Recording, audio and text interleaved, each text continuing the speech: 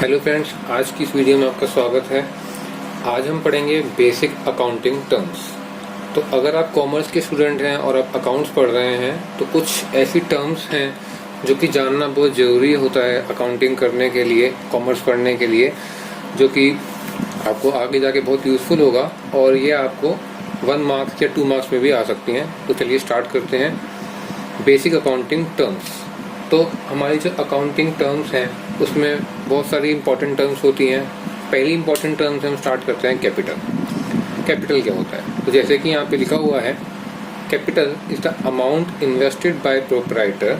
It can be in the form of cash और goods. तो capital वो amount है जो कि प्रोप्राइटर ने इन्वेस्ट किया है फर्म के अंदर। तो यहाँ पर अमाउंट का मतलब पैसा या गुड्स और प्रोप्राइटर का मतलब कि मालिक, जो बिजनेस का ओनर है, ओनर के द्वारा जितना भी अमाउंट इन्वेस्ट किया जाता है बिजनेस के अंदर उसको हम बोलते हैं कैपिटल। इसका सेकंड पॉइंट है, it can be in the form of cash और गुड्स। ये जो है कैश और गुड्स दोनों की फॉर्म में हो सकता है। हो सकता है कोई आदमी बिजनेस स्टार्ट कर रहा है तो पैसा लेकर के आए, हो सकता है उसके पास कंप्यूटर रखे हुए हैं घर में तो वो कंप्यूटर ले आया, फर्नीचर ले आया। तो वो सारा अमाउंट जो कि वो पहली बार इन्वेस्ट कर रहा है या इवन बाद में भी इन्वेस्ट करता है, जो कि अपने घर से लेकर के आता है, वो आउटसाइड से लेकर के आता है, उसको हम बोलते हैं कि वो फर्म की कैपिटल है। तो capital can be in the starting और एनी टाइम इन बिटवीन। अगर स्टार्टिंग में है तो नॉर्मल कैपिटल है। अगर स्टार्टिंग के बाद बीच में कभी वो कैपिटल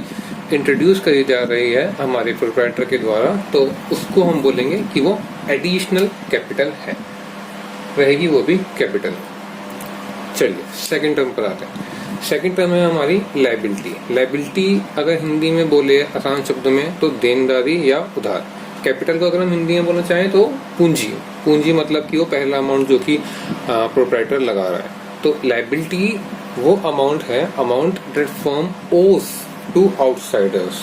ओस का मतलब क्या है? ओस का मतलब जो कि आपको किसी को देना है, जो चीज देनी होती है उसको बोलते हैं ओ करना। तो ये वो अमाउंट है जो कि आउटसाइडर्स को यानी कि बाहर के लोगों को एक फर्म को देना है, उसको हम बोलते हैं कि वो फर्म की लायबिलिटी है। फिर थर्ड इंपॉर्टेंट टर्म है एसेट्स। तो एसेट्स क्या होते हैं? Assets are valuable resources owned by a business enterprise which can be measured in terms of money. Example cash, furniture, यानी कि वो सारा अमाउंट जो कि फर्म के पास में है, या कोई भी ऐसी चीज फर्नीचर जो कि फर्म जिसका इस्तेमाल करती है, जिसको कि हम पैसे में नाप सकते हैं, उसको हम बोलते हैं कि वो फर्म की एसेट्स है, जैसे कि कैश और फर्नीचर। तो ये हमने 3 यहाँ पे टर्म्स करी, कैपिटल, लायबिलिटी और एसेट्स। इन 3 टर्म्स के बेसिस पर हमारी एक इक्वेशन बनती है जिसको कि हम अकाउंटिंग इक्वेशन भी बोलते हैं। ये आपका एक चैप्टर भी आएगा आगे, अकाउंटिंग इक्वेशन।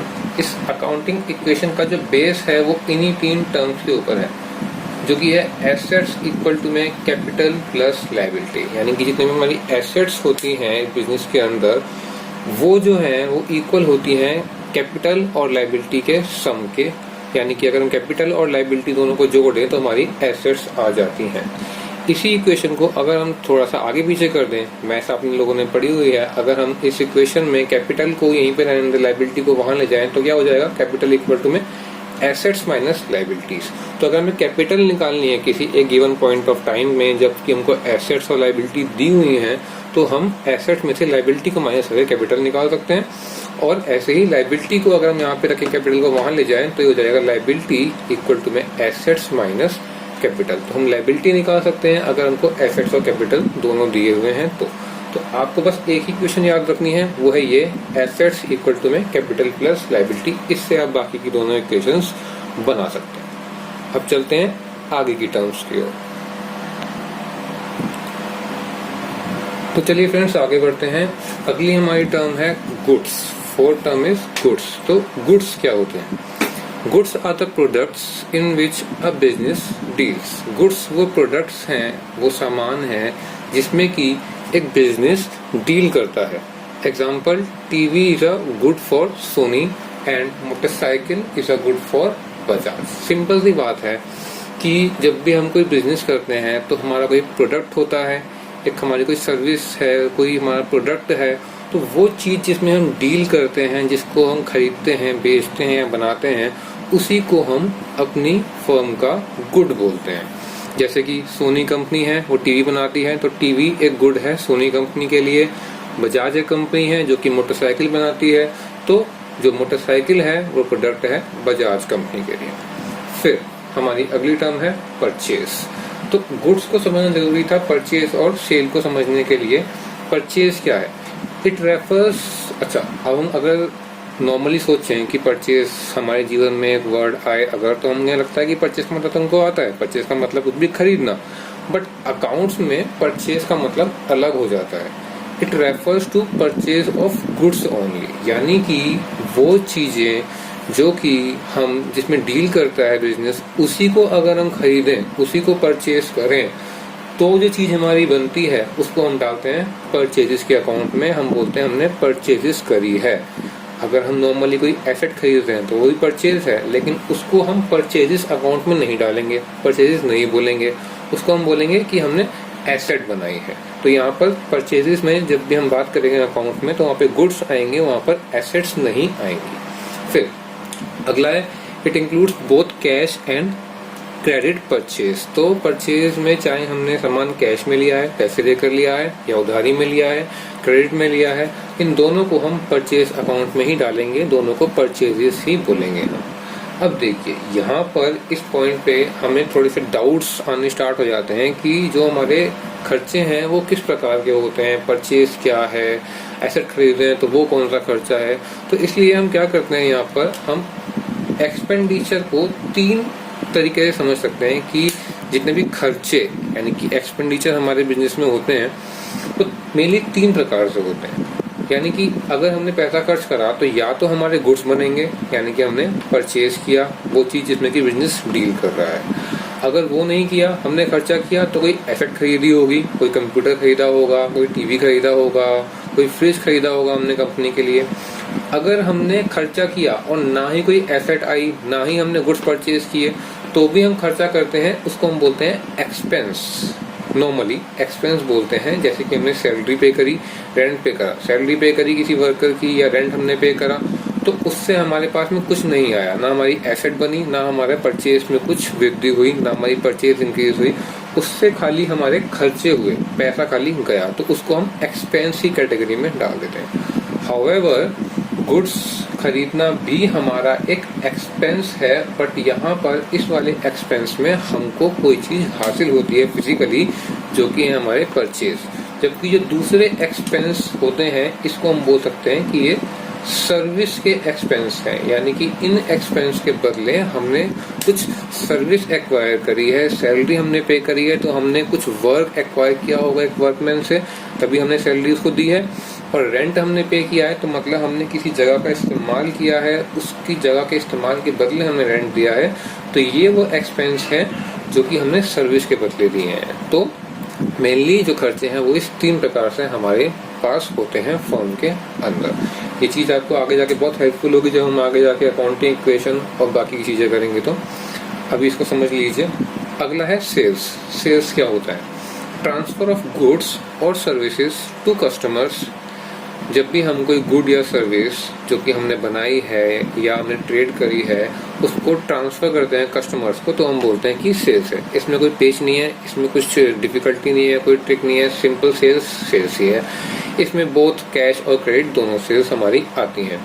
सेल्स से हमारा रेवेन्यू जनरेट होता है। यहाँ पे मैंने लिखा है रेवेन्यू। रेवेन्यू को मतलब भी हमने यहाँ पे समझ लिया साथ में, सेल्स के साथ में, कि सेल करने पे जो अमाउंट हमारे पास में आता है, the sum total of all the amount that we have acquired after selling a product is known as revenue. वो अमाउंट जो कि हमने सेल करने के बाद जनरेट किया है उसको हम रेवेन्यू बोलते हैं। तो हमने यहाँ पर कुछ टर्म समझिए, goods, purchase, sales, revenue, expenditure, expenses, ये सब क्या होता है। चलिए अब चलते हैं आगे की टर्म्स की ओर।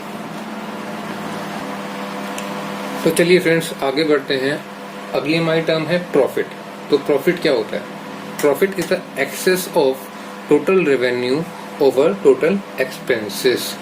आसान शब्दों में बोलें, हिंदी में बोलें तो जितने भी हमारे खर्चे हैं और जितनी भी हमारी आमदनी है उसका जो डिफरेंस होता है उसको हम प्रॉफिट बोलते हैं। यानी कि अगर हमारा टोटल रेवेन्यू यानी कि आमदनी ज्यादा है टोटल एक्सपेंसेस से, तो जितनी भी ज्यादा होती है उस एक्सेस को हम प्रॉफिट बोलते हैं। Excess of total revenue over total expenses. Revenue sale करने के बाद जो आइटम आया था अभी हमने पढ़ा था, और टोटल एक्सपेंसेस में परचेजेस भी आ गई और बाकी के एक्सपेंसेस सैलरी पेड वगैरह सब कुछ आ गया। इन सब एक्सपेंसेस को जब हम टोटल रेवेन्यू में से माइनस कर देते हैं तो हमारे पास आता है हमारी फर्म का प्रॉफिट। अब आते हैं लॉस के ऊपर। तो लॉस क्या है? अगर यहाँ टोटल एक्सपेंस कम थे रेवेन्यू से तो यहाँ पर टोटल एक्सपेंस ज्यादा होते हैं रेवेन्यू से। पर लॉस जो होता है हमारी फर्म में वो दो प्रकार से हो सकता है, दो टाइप्स हो सकता है। तो लॉस एक तो हो गया हमारा एक्सपेंसेस ज्यादा है रेवेन्यू से तो हमारा लॉस हो गया, और दूसरी प्रकार से लॉस हो जाता है हमारी कोई मिस हैपनिंग हो गई, जैसे कि फायर, थेफ्ट, एक्सीडेंट, आग लग गई, चोरी हो गई या कोई दुर्घटना हो गई हमारी फर्म में, तो उससे भी जितना भी हमारा लॉस है वो हमको बियर करना पड़ता है। तो यहाँ पर जितने भी जो दोनों रिजल्ट्स हैं लॉस के, चाहे हमारे कोई एक्सीडेंट हो जाए या हमारे जो एक्सपेंस है रेवेन्यू से ज्यादा हो, इन दोनों से ही हमारी जो फाइनेंशियल पोजीशन है वो सफर करती है। मैं यहाँ पर लिख देता हूँ, फाइनेंशियल पोजीशन सफर्स। सफर, इंग्लिश वाला सफर मतलब कि यहाँ पर जो है फाइनेंशियल पोजीशन हमारी खराब हो जाती है लॉस होने से, हमें चाहे एक्सीडेंट के थ्रू हो या फिर हमारे टोटल एक्सपेंस टोटल रेवेन्यू से ज्यादा हो। तो इस प्रकार से प्रॉफिट और लॉस। अब आता है गेन। तो गेन और प्रॉफिट तो एक तरीके से सेम ही हुआ, हम तो ये समझते हैं गेन प्रॉफिट सेम होता है, बट बिजनेस में प्रॉफिट और गेन दोनों के मतलब अलग अलग हैं। प्रॉफिट का मतलब जो नॉर्मल रेवेन्यू और एक्सपेंस से आया, और गेन क्या है? Monetary benefit arising out of course of business, यानी कि जो आउट ऑफ कोर्स से हुआ है, यानी कि जो नॉर्मल कोर्स है बिजनेस का उससे नहीं हुआ, अलग किसी चीज से हुआ है। अगर हमें कोई एग्जाम हमारा है और उसमें कोई क्वेश्चन बाहर से आ गया तो हम क्या बोलते हैं? आउट ऑफ कोर्स है। तो यहाँ पर भी आउट ऑफ कोर्स यानी कि जो काम बिजनेस कर रहा है उस काम से अलग किसी और काम से पैसा आ गया, आमदनी हो गई, हमारी इनकम हो गई, तो उसको हम बोलते हैं कि हमारा गेन हो गया। जैसे कि मैंने यहाँ पे एग्जांपल लिखा है, land costing 4 lakh sold for 6 lakh, यानी कि जो 4 लाख की हमने एक लैंड खरीदी थी, एक जमीन खरीदी थी, उसका प्राइस एकदम से बढ़ गया और हमने उसको 6 लाख में बेच दिया। तो हमारा यहाँ पे गेन कितना हो गया? 6 लाख माइनस 4 लाख, 2 लाख रुपीज का हमारा यहाँ पर गेन हो गया। तो इसको हम प्रॉफिट नहीं बोलेंगे, इसको हम गेन बोलेंगे, क्योंकि हमारी जो फर्म है उसका काम जमीन बेचना नहीं है, उसका काम मान लो कुछ और है। मान लो हम मोटरसाइकिल बनाते हैं और हमने जमीन खरीदी थी अपनी फैक्ट्री बनाने के लिए, लेकिन उसकी कॉस्ट बढ़ गई और हमने उसको बेच दिया, तो अब हम 6 लाख की जमीन कहीं और ले सकते हैं उससे बड़ी, तो ये हमारा गेन हो गया। Not arising of the normal course, arising out of the course of business, it is called gain. अगली टर्म पर आते हैं स्टॉक। तो स्टॉक क्या होता है? Stock is the goods lying unsold are known as stock. तो वो गुड्स यानी कि वो सामान जो हमने बेचने के लिए खरीदा था या बनाया था, वो जब अनसोल्ड है यानी कि बिका नहीं है और हमारे पास रखा हुआ है, लाइंग है, तो उसको हम बोलते हैं कि वो हमारा स्टॉक है। स्टॉक नॉर्मल वो चीज जो कि हमारी रखी हुई है, बनी हुई हमारे पास में, इसको इन्वेंट्री भी बोलते हैं। स्टॉक 2 टाइप के होते हैं, ओपनिंग स्टॉक और क्लोजिंग स्टॉक। साल की शुरुआत में जो स्टॉक हमारे पास रखा है वो हो गया ओपनिंग स्टॉक, और साल के अंत में क्लोजिंग स्टॉक। अगर आपको साल की शुरुआत और अंत नहीं पता तो मैं आपको बता दूं कि अकाउंट्स में हम एक अकाउंटिंग पीरियड फॉलो करते हैं जो कि नॉर्मली 1 अप्रैल से 31 मार्च तक होता है। तो ये होता है हमारा एक अकाउंटिंग पीरियड, इसको हम बोलते हैं बिगिनिंग और इसको हम बोलते हैं कि ये है एंड ऑफ द ईयर। तो जब हमारा साल खत्म हुआ 31 मार्च को हमने अपने सारे अकाउंट्स क्लोज कर दिए, तो उस समय पर जो हमारे पास में सामान रखा हुआ था उसको हम बोलेंगे क्लोजिंग स्टॉक। और वही 31 मार्च के बाद जब अगला दिन लग गया, 1 अप्रैल आ गया और हमने अकाउंट्स नए सिरे से बनाने स्टार्ट करे, तो हम अपने अकाउंट्स के अंदर उसी स्टॉक को बोल देंगे कि वो है हमारा ओपनिंग स्टॉक। तो टर्म्स अलग अलग हैं, बात एक ही चीज की हो रही है, स्टॉक की। ओपनिंग क्लोजिंग स्टॉक बाद में आएगा आपका, तो अभी से उसको समझना ज्यादा बेटर है। आपकी अंडरस्टैंडिंग क्लियरिटी के लिए। तो आज के लिए इतना ही, खत्म करते हैं इस वीडियो को। Thanks for watching my video. अगर आपको वीडियो अच्छी लगी है तो चैनल को लाइक और सब्सक्राइब जरूर करें।